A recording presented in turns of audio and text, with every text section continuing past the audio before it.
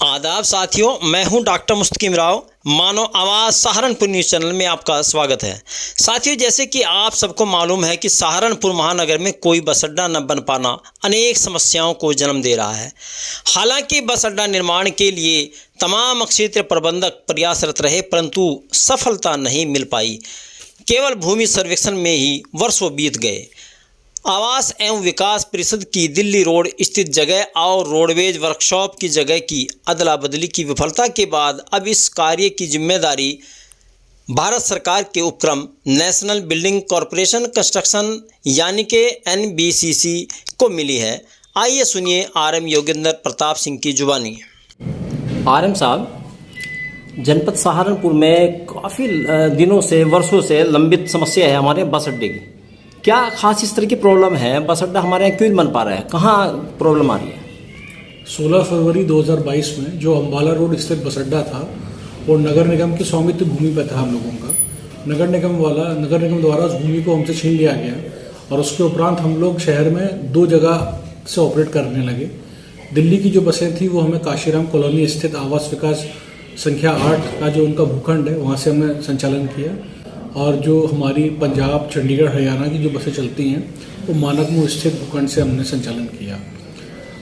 उसी समय से हम लोगों ने आवास विकास का जो योजना संख्या 8 के बाद जो भूखंड था वो लगभग 2 भूखंड थे उनके, और दोनों था उनका वर्ग मीटर एरिया था 25,145 वर्ग मीटर एरिया था।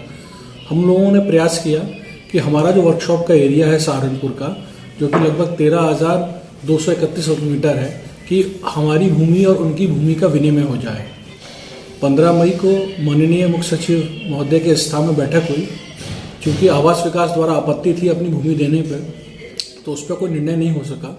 तो वर्तमान में अब यह तय हुआ है कि NBCC national building construction corporation India limited जो है वो हमारी भूमि, जो भी भूमि है हमारी कार्यशाला की और आवासीय परिसर, जो लगभग है हमारी 6 एकड़ भूमि है, इस पर अध्ययन करेगी और इस पर बताएगी कि इसका मुद्रीकरण किस हिसाब से हो सकता है, और इसके साथ ही साथ दिल्ली रोड पे हम अन्य कोई भूमि तलाश करेंगे बस अड्डे के लिए।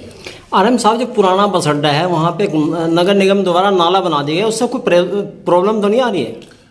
नगर निगम द्वारा जो नाला बना दिया है वो नाला अंदर से U-टर्न लेके उसकी जो कनेक्टिविटी है संभवतः मुझे लगता है वो ठीक नहीं हो पाई है, या वो चौक है नाला। वर्तमान में नाले का जो पानी है वो बस अड्डे के अंदर आ रहा है।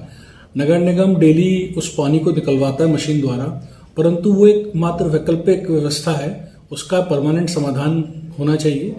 मैं स्वयं नगर आयुक्त महोदय से मिला था, उनके द्वारा आश्वासन दिया गया है कि इसका तत्काल निस्तारण करेंगे। गंदगी को लेकर और मच्छरों की समस्या को लेकर यात्री परेशान रहते हैं। यात्रियों का कहना है कि जो तीन साइड में बैठते हैं कि मच्छर इतने जबरदस्त वहाँ है कि बैठने नहीं देते।